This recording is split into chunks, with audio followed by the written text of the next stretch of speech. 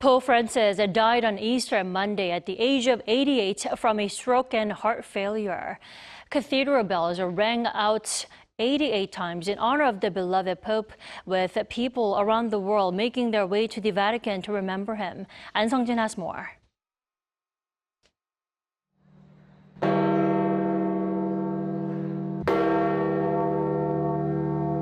Bells tolled in St. Peter's Square, mourning the death of Pope Francis. The Vatican said that at 7:35 a.m. on Monday local time, the Pope died at 88 years old from a stroke and heart failure. Though he had been hospitalized for 38 days battling pneumonia in the winter, he had delivered an Easter blessing on Sunday morning, the day before his death. It's just a very sad day. It's honestly, I think, impressive that he made it to Easter. I think that's almost like a miracle for Italy.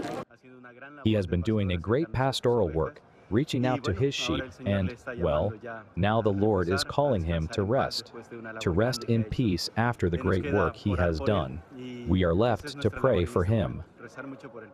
In his will, he asked to be buried in a simple tomb in the ground at Rome's Basilica of St. Mary Major, with a one-word inscription Franciscus, his name in Latin. That will make him the first pope in more than a century to be buried outside the Vatican. Pope Francis is history's first Latin American pope and the first Jesuit pope. He was also the first to allow Catholic priests to bless same-sex couples. As an advocate of peace, he strived for a peaceful outcome in the Ukraine war and called for a Gaza ceasefire. Pope Francis had also visited South Korea in 2014 to pray for the war-divided peninsula and the families of those who died in this Hiller ferry disaster. World leaders have also spoken about the death of the pontiff. UN Secretary General Antonio Guterres called Pope Francis a messenger of hope, humility, and humanity, who leaves behind a legacy of faith, service, and compassion. U.S. President Donald Trump signed an executive order to put all flags of the country at half-mast, while Russian President Vladimir Putin expressed his condolences.